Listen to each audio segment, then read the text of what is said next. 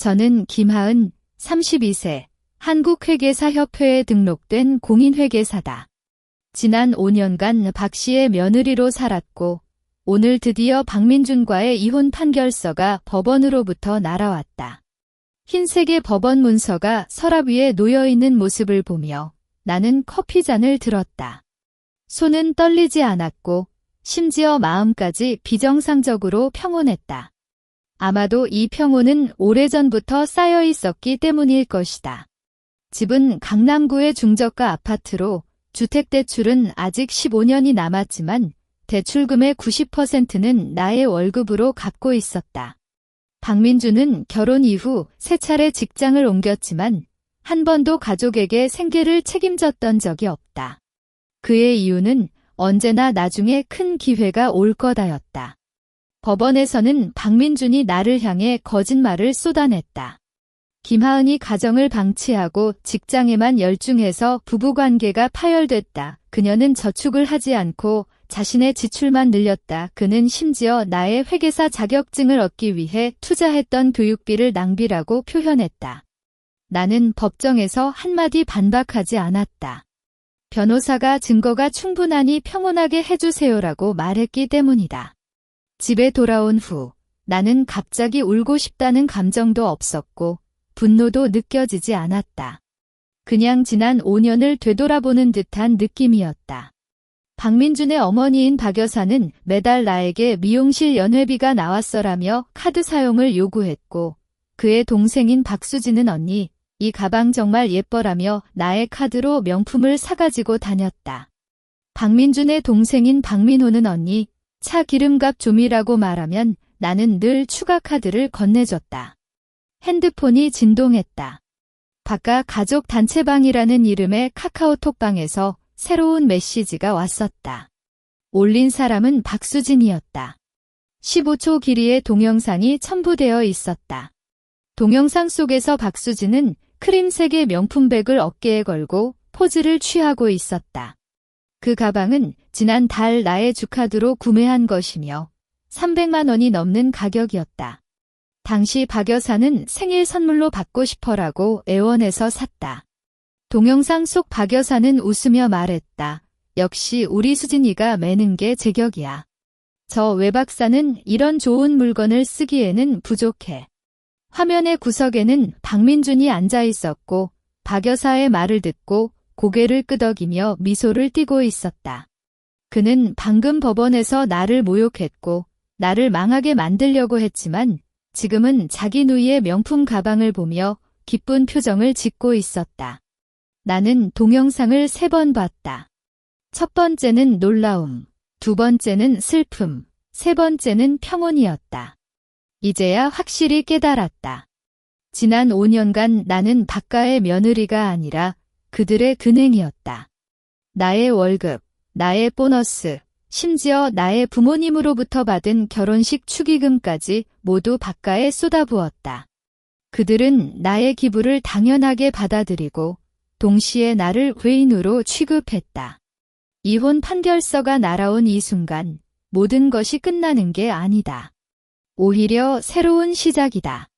나는 카카오톡 방을 닫고 연락처 목록에서 재무 컨설턴트 이 선생을 찾았다.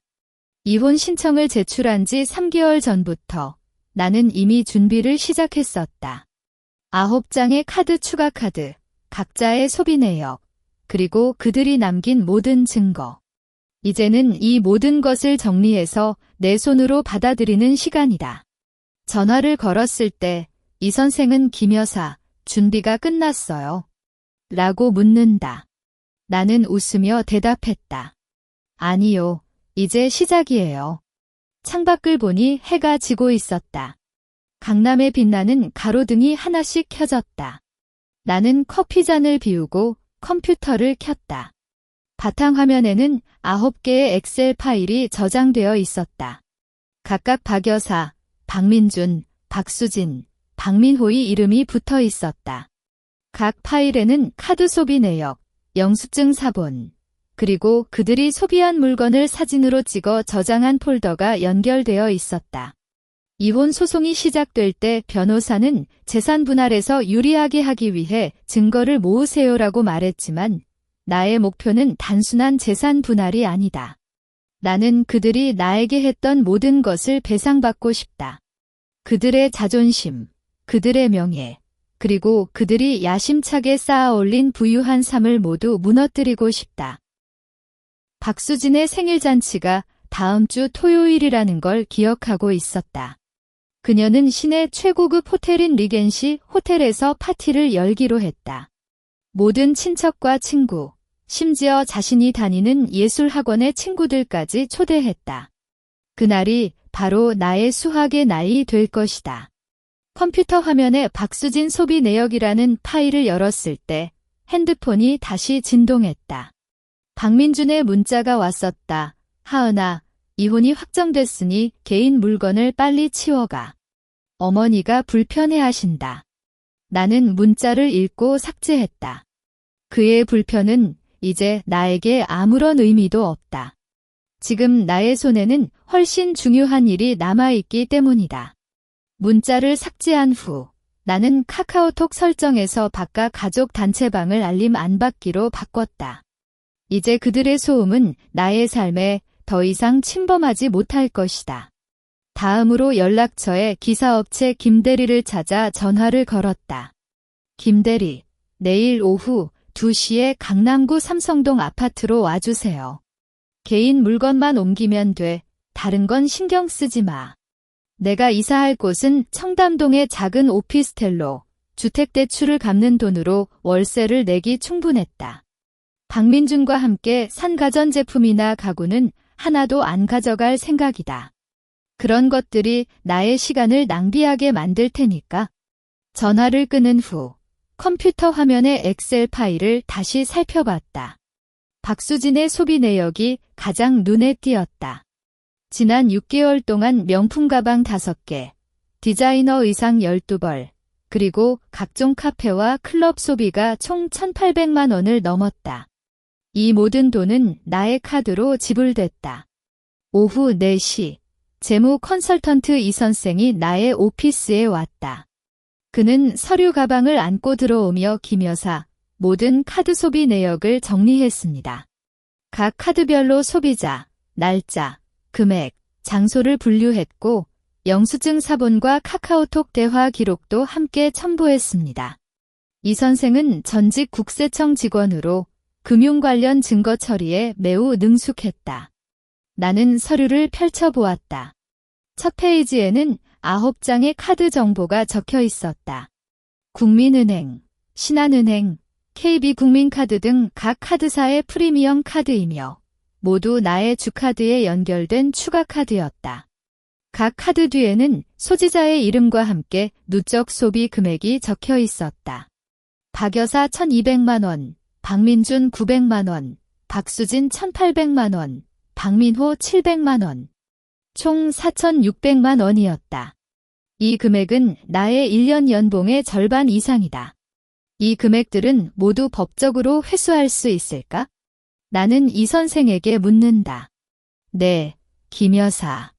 부부관계 존속기간의 배우자의 가족이 배우자의 재산을 부당하게 사용한 경우 부당이득 환수 청구를 할 수 있습니다. 특히 카드 추가 카드 사용은 명백한 지출 증거가 있기 때문에 유리합니다. 이 선생은 법적 절차에 대해 자세히 설명했다. 먼저 각 인물에게 소비 금액에 대한 증명서를 보내고 환수를 요구하며 거절할 경우 법원에 소송을 제기하는 것이다. 하지만 지금은 때가 아닙니다. 나는 웃으며 말했다. 박수진의 생일잔치가 끝난 후에야 이 증거들을 사용할 거예요. 이 선생은 이해하는 표정을 짓고 고개를 끄덕였다. 그렇다면 지금은 카드 상태를 확인하는 것이 좋습니다. 각 은행에 연락해서 추가 카드가 정상적으로 작동 중인지 확인해야 해요. 나는 이 선생의 제안에 따라 각 은행에 차례로 전화를 걸었다. 첫 번째로 국민은행에 전화했을 때 상담원은 김하은 여사의 주카드에 연결된 3장의 추가 카드가 현재 정상적으로 사용 가능한 상태입니다라고 말했다. 다음으로 신한은행, 하나은행, NH농협은행도 마찬가지였다. 모든 카드가 정상이네요. 나는 속으로 생각했다. 바깥 사람들은 아직 나의 계획을 모르고 안심하고 나의 카드를 사용할 것이다. 이는 나의 계획에 완벽하게 맞는다. 전화를 모두 끊은 후 이 선생은 김 여사 생일잔치 당일 어떤 계획이 있으신가요? 라고 묻는다. 그날 오후 6시에 모든 카드를 동시에 폐지할 거예요. 리겐시 호텔의 결제 시간은 보통 파티가 끝나는 오후 8시쯤이니까. 나는 자신감 있게 말했다. 이 선생은 그렇다면 은행 앱에 알림 설정을 해두는 것이 좋습니다. 정확한 시간에 조작해야 하니까. 이 선생이 떠난 후 나는 컴퓨터에 은행 앱 접속 정보를 정리했다. 각 은행의 아이디와 비밀번호를 메모장에 적고 폐지할 추가 카드 번호도 함께 적었다. 이 과정에서 핸드폰이 다시 진동했다. 이번에는 박 여사의 전화였다. 나는 잠시 망설였다가 받아들었다. 김하은, 너 왜 민준이 문자에 답하지 않아? 내일 물건을 치워가지 않는다고? 박 여사의 목소리는 예전처럼 거칠었다. 아주머니, 내일 오후 2시에 이사업체가 와요. 그때 물건을 치워갈게요. 나는 차분하게 대답했다. 그래, 빨리 치워가. 이 집에 내 물건이 남아있으면 안 좋아. 박 여사는 그런 말을 하며 갑자기 목소리를 낮췄다. 수진이 생일잔치에 너도 와. 친구들 많이 와서 활기찰 거야. 나는 속으로 웃었다. 그녀는 아직 나를 돈 주는 ATM으로 생각하는 것이다. 아주머니, 제가 다른 약속이 있어서 못 갈 것 같아요. 나는 거짓말을 했다. 그래, 아쉽다. 박 여사는 의아한 톤으로 말했지만 나는 그녀의 속마음을 알고 있었다. 그녀는 나를 안 보는 게 더 편할 것이다. 전화를 끊은 후 나는 창밖을 바라보았다. 이미 어두워진 밤하늘에 별들이 떠 있었다. 내일은 과거를 정리하는 날이고 다음 주 토요일은 새로운 시작을 알리는 날이다. 나는 컴퓨터를 끄고 가방을 챙겨 외출했다. 목적지는 강남구의 법률사무소다. 변호사 정 씨와 만나 부당이득 환수 청구 관련 서류를 미리 준비하기로 했기 때문이다. 정 변호사는 나의 이혼 소송을 담당했던 사람으로 나의 상황을 잘 알고 있다. 법률사무소에 도착했을 때 정 변호사는 김하은 씨, 이혼 판결서를 축하합니다. 이제 새로운 삶을 시작하시는군요. 라고 인사했다. 정 변호사, 오늘은 부당이득 환수 관련해서 상담하고 싶어요. 나는 직접적으로 이야기를 꺼냈다. 정 변호사는 눈을 크게 뜨며 이미 준비하셨군요. 좋습니다. 그럼 서류를 준비해 봅시다. 정 변호사는 서랍에서 민법 관련 책을 꺼내 펼쳤다. 김하은 씨, 부당이득 환수는 민법 제741조에 근거하는데 핵심은 부당하게 이익을 받았다는 점입니다. 그는 펜으로 책의 한 부분을 가리키며 설명했다. 바깥 가족이 사용한 카드 비용은 당초 부부 관계로 인한 지원이라고 주장할 수 있지만 그 규모가 너무 커서 일반적인 부부간 지원을 넘어선다고 증명할 수 있습니다. 특히 박수진의 명품 소비나 박민호의 차량 유지비는 명백히 개인적인 사치 지출이에요. 나는 이 선생이 준비한 소비 내역 서류를 정 변호사에게 건넸다. 이 서류에 각 지출이 가족 공동생활과 무관하다는 증거도 함께 들어 있습니다. 예를 들어 박수진이 클럽에서 쓴 돈은 주말에 혼자 갔던 기록이 있어요. 정 변호사는 서류를 살펴보며 끊임없이 고개를 끄덕였다. 이 증거면 충분합니다. 단, 각 지출에 대한 구체적인 증빙 자료가 필요해요. 카카오톡 대화 기록이나 영수증 사본, 동영상 등 모두 유효한 증거입니다. 그는 서류에 메모를 하며 추가했다. 생일잔치가 끝난 후 먼저 서면으로 환수를 요구해야 합니다. 이때 이 서류들을 함께 보내면 압박감을 줄 수 있어요. 만약 거절하면 즉시 소송을 제기하는 것이 좋습니다. 나는 그의 말을 메모장에 적었다. 소송 기간은 대략 얼마나 걸리나요? 보통 3개월에서 6개월 정도입니다. 하지만 바깥 가족이 증거 면전에 쉽게 항변하지 못할 거라 예상돼요. 정 변호사의 확신 있는 말은 나에게 안도감을 주었다. 법률사무소를 나온 것은 오후 7시였다. 가로등이 켜진 강남대로는 사람들이 왕래하고 있었다. 나는 지하철을 타고 청담동으로 향했다. 새로 이사할 오피스텔은 15평 크기의 원룸으로 창문을 열면 작은 공원이 보였다. 나는 가방을 놓고 냉장고를 살펴봤다. 아무것도 없었기에 옆집 편의점에 갔다. 우유와 빵, 간단한 도시락을 사왔고 식사하는 동안 카카오톡을 살펴봤다. 바깥 가족 단체방에는 새 메시지가 왔었다. 박민호가 올린 글이었다. 오빠, 수진이 누나 생일잔치 장소 진짜 쩌네. 리겐시 호텔 프리미엄 홀이라면서? 그 아래 박수진이 응노빠도 잘 나오고 친구들 다 부러워해라며 반응했다. 박 여사는 우리 수진이가 잘 키워졌다고 칭찬했다. 아무도 나의 존재를 생각하지 않고 있었다. 다음 날 오후 2시, 이사업체의 김대리가 시간 맞춰왔다. 우리는 함께 삼성동 아파트로 갔다. 문을 열었을 때 박민준이 거실에 앉아 TV를 보고 있었다. 그는 나를 보고도 인사하지 않고 그냥 고개를 끄덕였다. 내 물건만 빨리 치워가. 그의 목소리는 무심했다. 나는 방으로 들어갔다. 내 방은 여전히 결혼 당시의 모습이었지만 나의 책과 화장품은 어지럽게 쌓여 있었다. 박 여사가 들어와 이런 걸 왜 아직 안 치웠어? 방이 더러워지잖아라고 투덜거렸다. 나는 아무 말도 하지 않고 가방에 책을 넣었다. 그 과정에서 서랍 속에 나의 첫 월급으로 산 시계가 보였다. 그 시계는 박수진이 언니 한 번만 써보고 싶어라며 빌렸는데 돌려받지 못했었다. 나는 시계를 가방에 넣었다. 저 시계는 수진이가 쓰고 있잖아. 너 왜 가지고 가? 박 여사가 시계를 보고 소리쳤다. 아주머니, 이 시계는 제 첫 월급으로 산 거예요. 수진이에게 빌려준 것이고 돌려받는 거입니다. 나는 차분하게 대답했다. 그래도 수진이가 좋아했는데 너 이런 걸 하나하나 따지느냐? 박 여사는 불쾌해하며 말했다. 이때 박민준이 방으로 들어왔다. 하은아, 그냥 내버려둬. 수진이 생일이니까. 민준아, 이 시계는 제 물건이에요. 그리고 저는 이제 당신과 이혼했어요. 나는 그의 눈을 직접 바라보며 말했다. 박민준은 나의 결단력에 놀란 것 같아 잠시 말을 못했다. 그럼 그래? 하지만 너의 물건은 오늘 안에 다 치워가.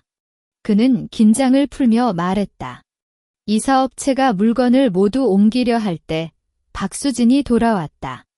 그녀는 새로 산 디자이너 드레스를 입고 있었고 어깨에는 나의 카드로 산 명품백을 메고 있었다.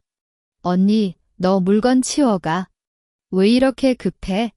그녀는 놀란 표정을 짓고 말했다.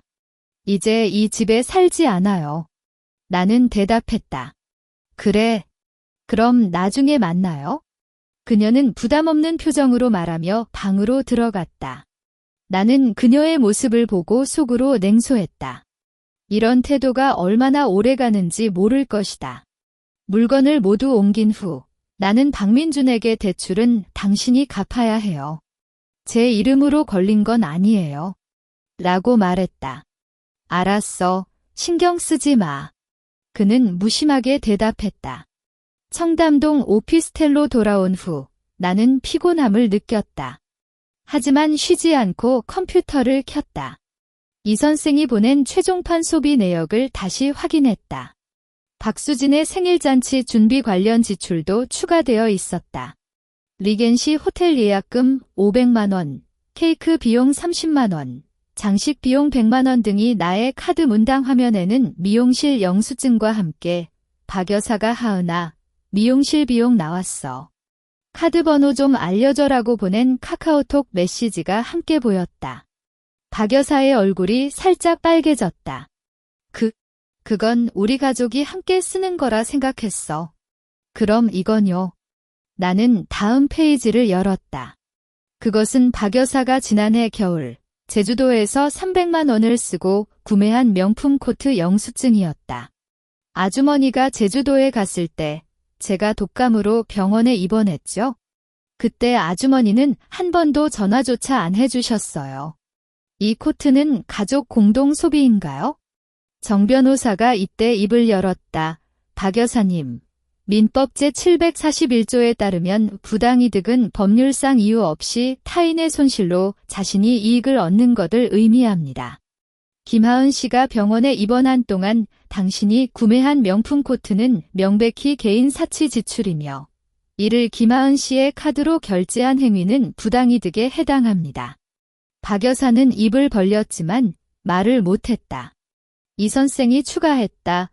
국세청 기준으로도 부부 관계에서 배우자의 가족에 대한 지원은 생활에 필요한 범위 내에서만 인정되는데 미용실 연회비나 명품 코트는 이 범위를 훨씬 넘어요.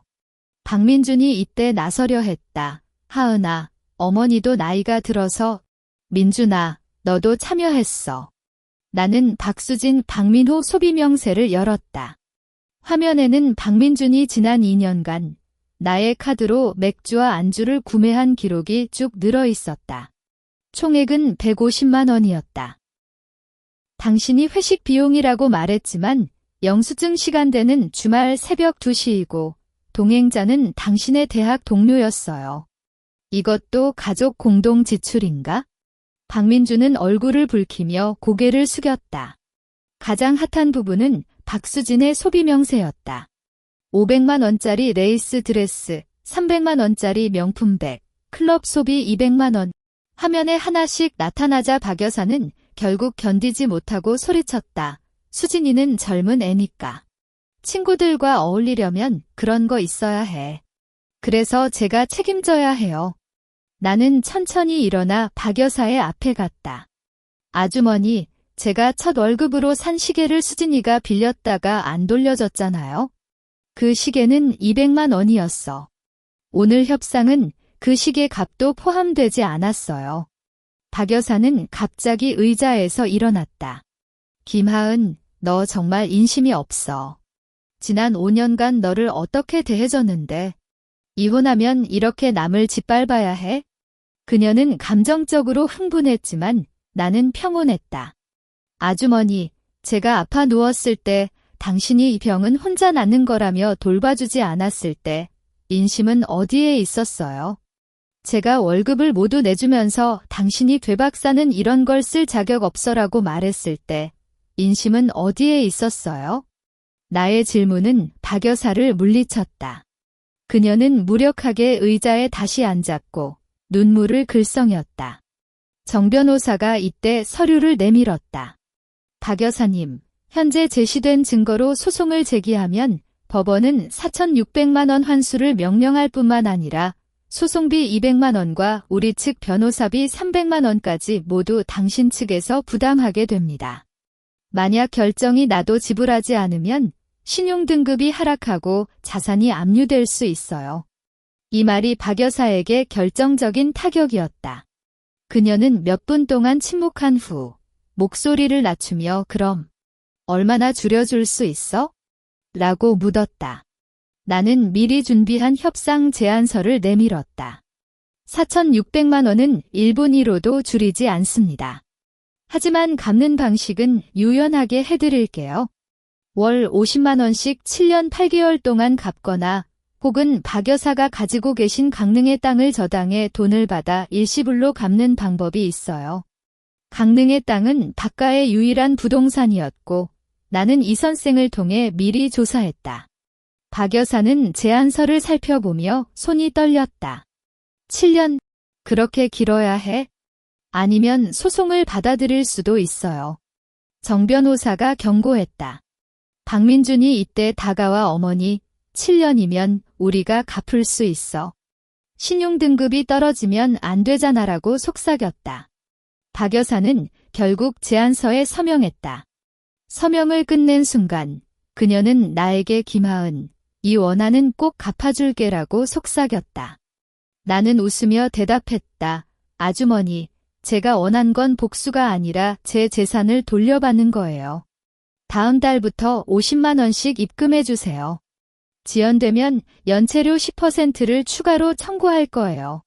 박 여사와 박민준이 사무실을 나간 후 이 선생은 김 여사 잘 처리하셨어요. 이 정도 협상 결과는 최상이에요. 응, 감사해요. 나는 창문을 열었다. 강남의 아름다운 풍경이 보였고 마음은 이제야 진정한 평온을 찾았다. 그때 동료 김민주 씨가 카카오톡을 보내왔다. 하은 언니, 박수진이 SNS에 친구와의 오해로 인해 일시적인 어려움을 겪었다고 글을 올렸어. 사람들이 다 비웃고 있어. 나는 그 글을 살펴보고 삭제했다. 이제 그들의 소식은 나에게 아무런 의미도 없었다.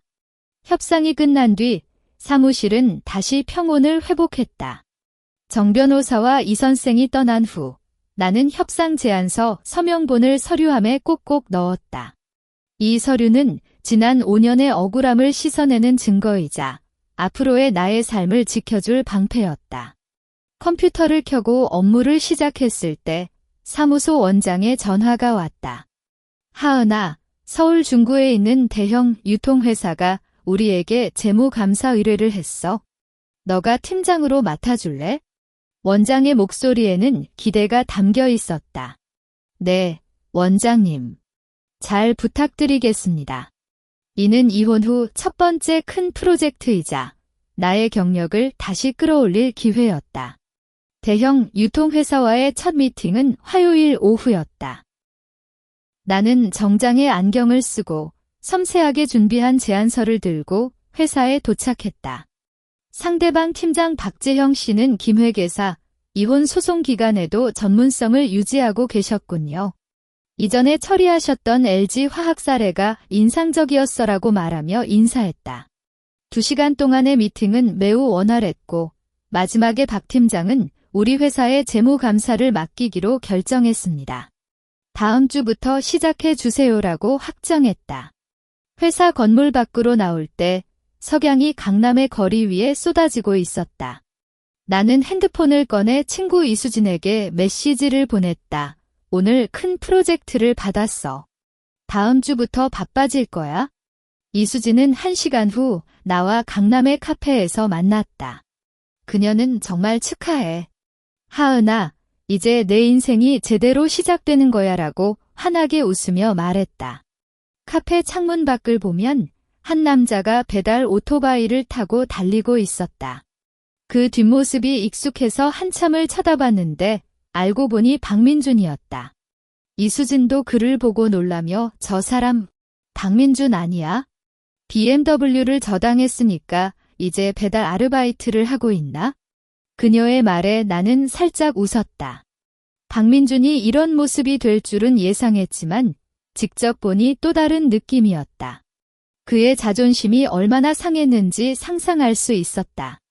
다음 주 월요일, 대형 유통회사 재무감사 프로젝트가 시작됐다. 나는 팀원 5명을 이끌고 매일 야근을 하며 바쁘게 살았지만 이런 충실한 일상이 오히려 안정감을 주었다. 한 주 후, 첫 달 상환일인 15일이 됐다. 하지만 내 계좌에는 박가로부터 50만 원이 입금되지 않았다. 나는 별로 놀라지 않았고 정 변호사에게 박가가 상환을 지연했어. 연체 통지서를 보내주세요라고 문자를 보냈다. 정 변호사는 네, 오늘 안에 발송할게요라고 즉시 답했다. 연체 통지서가 발송된 다음 날 아침, 박민준의 전화가 왔다. 하은아, 이번 달은 좀 힘들어. 차를 저당한 돈도 다른 비드로 갚아버렸어. 다음 달에 함께 100만 원을 넣어줄게. 이번 달은 좀 융통해줘. 그의 목소리는 예전의 자신감이 사라지고 비굴했다. 민준아, 우리는 서면으로 협의했어. 연체료 10%도 포함해서 이번 주 금요일까지 입금해줘. 그렇지 않으면 법원에 강제 집행을 신청할 거예요. 나는 단호하게 대답했다. 김하은, 너 이렇게까지 해야 해? 우리는 한 번도 부부였잖아. 그래서 제가 5년 동안 너희 가족을 부양했어. 이제는 제 차례야. 말을 마치자 전화를 끊었다. 금요일 아침, 내 계좌에 55만 원이 입금되었다. 50만 원의 원금과 5만 원의 연체료였다. 박민준의 문자가 왔어. 이제 만족했어? 너 이런 사람으로 인해 수진이가 취직도 못하고 있어. 나는 문자를 읽고 삭제했다. 박수진이 취직하지 못하는 건 나의 잘못이 아니다. 그녀는 예전에 명품 자랑을 하며 SNS에 회사 다니는 건 귀찮아라고 글을 올렸고, 이제는 그 글들이 인터넷에 남아있어 기업에서 면접조차 받지 못하는 것이다. 이는 그녀가 스스로 만든 결과다. 프로젝트가 한 달째 진행됐을 때 동료 김민주 씨가 나에게 다가왔다. 하은 언니, 저번에 리젠시 호텔 사건 관련 기사가 다시 떴어. 박수진이 아르바이트 식당에서 주방보조로 일하는 사진이 나왔어. 그녀는 휴대폰으로 기사를 보여줬다. 사진 속 박수진은 앞치마를 입고 음식을 닦고 있었고 예전의 화려함은 하나도 없었다. 기사 제목은 명품 자랑녀, 이제 주방에서 땀 흘리다였다. 댓글에는 재밌다, 자업자득이라는 글들이 쭉 늘어 있었다. 나는 기사를 살펴보고 그래? 모르고 있었어라고 속삭였다. 별로 기쁨도 없고 기분 나쁨도 없었다. 그냥 다른 사람의 이야기처럼 느껴졌다. 오후 6시 프로젝트 팀원들과 퇴근 후 회식을 갔다. 식당에서 맥주를 마시는 동안 팀원 이찬우 씨가 팀장님, 이혼 후에도 이렇게 에너지 넘치시네요. 어떻게 하시는 거예요? 라고 묻었다. 그냥 지난 일은 잊고 앞으로만 생각해요. 일이 재미있어지니까 에너지가 생기죠. 나는 웃으며 대답했다. 회식이 끝나고 집으로 돌아갈 때 길에서 박 여사를 마주쳤다. 그녀는 마트 봉투를 들고 걸었고 옷은 평범한 편의점 옷이었다. 예전의 명품 의상과는 천지 차이였다. 박 여사도 나를 보고 깜짝 놀랐다. 그녀는 잠시 망설였지만 결국 나에게 다가왔다. 김하은, 수진이를 좀 도와줘. 그녀가 너 때문에 너무 힘들어. 그녀의 목소리는 약했다. 아주머니, 수진이가 힘든 건 제 잘못이 아니라 그녀의 선택이에요. 그리고 제가 수진이에게 해준 건 5년 동안 카드로 명품을 사주는 거 말고는 없었어. 나는 차분하게 대답했다. 그래도 아주머니, 다음 달 상환도 기억해 주세요. 연체하면 연체료가 더 늘어요. 돌아서서 걸음을 옮겼다. 뒤에서 박 여사의 한숨 소리가 들렸지만 나는 돌아보지 않았다. 집에 돌아온 후 나는 컴퓨터를 켰다. 이 선생이 보낸 이메일이 왔었는데 제목은 바깥 재산 조사 결과였다. 내용에 따르면 박 여사가 가지고 있던 강릉의 땅은 토지 이용 계획 변경으로 가치가 급격히 떨어졌다. 이제 그 땅으로 4,600만 원을 마련하기는 거의 불가능했다. 나는 이메일을 확인한 후 정 변호사에게 문자를 보냈다. 박가의 땅 가치가 떨어졌어. 그럼 앞으로는 월 50만 원씩 갚는 걸 고수하도록 해주세요. 정 변호사는 네, 김 여사. 매달 연체 확인할게요. 라고 답했다. 다음 날 아침, 나는 프로젝트 보고서를 준비하며 카페에서 브런치를 먹고 있었다. 휴대폰을 살펴보니 이수진이 보낸 SNS 링크가 있었다. 제목은 명품 자랑녀, 주방에서 폭로였다. 기사에는 박수진이 아르바이트 식당에서 동료와 싸우는 모습이 담겨 있었고, 그녀는 나는 이런 곳에서 일할 줄 몰랐어. 라고 소리치고 있었다. 댓글에는 이제 알았어? 자업자득이지라는 글들이 많았다. 나는 기사를 닫고 프로젝트 보고서를 다시 살펴봤다. 이제 그들의 이야기는 나의 삶에서 완전히 분리된 것이다. 내가 신경 써야 할 건 앞으로의 프로젝트와 나의 미래뿐이다. 오후 2시, 유통회사에서 프로젝트 중간 보고를 했다. 박 팀장은 김 팀장, 진행 상황이 매우 좋아요. 다음 단계는 재무 개선 방안을 제시해 주세요라고 말했다. 보고가 끝난 후 나는 회사 복도에서 커피를 마시고 있었다. 창밖을 보면 햇살이 화창했고 사람들이 활기차게 움직이고 있었다. 그때 핸드폰이 진동했다. 정 변호사의 문자였다. 김 여사, 박민준이 다음 달 상환도 걱정된다는 말을 했어. 하지만 우리는 약속을 지켜야 해요. 나는 미소를 짓고 답했다. 그럼 그대로 해주세요. 나는 이제 다른 일에 신경 써야 해. 프로젝트 중간 보고가 끝난 뒤 나는 팀원들과 함께 재무 개선 방안을 세우기 위한 브레인스토밍을 열었다. 유통회사의 주요 문제는 재고 관리 비용이 너무 높고 대금 회수가 늦다는 점이에요. 팀원 이찬우 씨가 데이터를 보며 분석했다. 나는 화이트보드에 키워드를 적고 그럼 첫째, 재고 회전율을 높이기 위해 SKU를 30% 줄이고 둘째, 대금 회수를 위해 고객 신용평가 시스템을 개선하는 방안을 제안하자라고 제안했다. 팀원들은 모두 동의했고 다음 주까지 세부 방안을 완성하기로 했다. 이틀 후 유통회사의 박 팀장이 나의 개인 사무실을 찾았다. 김 팀장, 너희가 제안한 재고 관리 방안을 미리 테스트해봤는데 한 달간 비용이 15% 줄었어. 그의 눈에는 놀라움과 기쁨이 함께 어렸다. 박 팀장님, 이는 시작일 뿐입니다. 대금 회수 시스템까지 적용되면 30% 이상 절감할 수 있습니다. 나는 자신감 있게 답했다.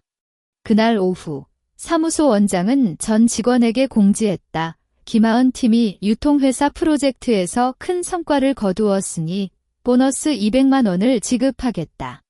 동료들의 박수 소리가 퍼져나갔고 김민주 씨는 나에게 언니, 정말 잘 됐어. 이제 누가 뭐라 해도 못 막아라고 환호했다. 두 번째 달 상환일인 15일이 되었지만 박가의 돈은 여전히 입금되지 않았다. 이번에는 박 여사가 직접 전화를 걸었다.